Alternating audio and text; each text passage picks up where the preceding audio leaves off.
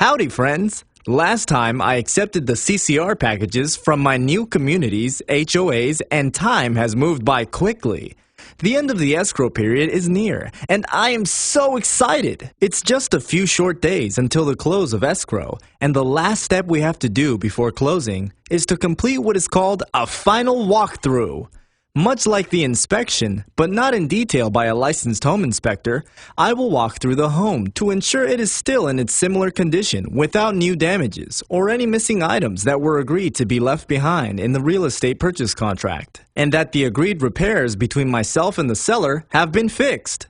During the walkthrough, if we see that the seller is still in the process of moving out, then extra attention to detail has to be paid to every part of the home. And of course, all details must be supported and backed up by pictures and video.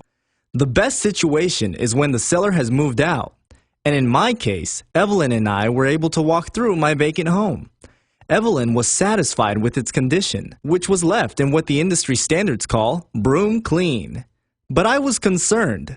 The refrigerator was still a little dirty, along with the oven. There was dust on the ceiling fans, and there was some debris left in the cabinets. Evelyn explained that unless we had made a condition in the real estate purchase contract that the seller had to have the home cleaned by a professional and provide evidence thereof. We were to be held to the industry standard, and I was okay with that.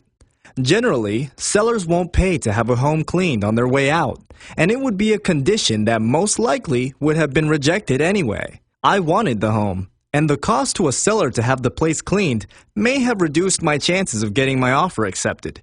So I will hire my own professionals to clean my new home, to my personal satisfaction, and I will be happier with that anyway. Evelyn and I filled out and signed off the final walkthrough release and waiver form, a requirement to close. And the house now gets locked up tightly. Evelyn will seek permission of the listing agent to hand over the house keys until my home records, which Evelyn said generally is not a problem. I did have a passing thought.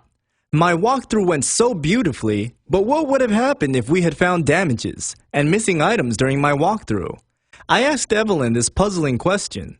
She stated that this rarely occurs, but if it had, then I definitely would have had recourse, and that would have depended upon the circumstances.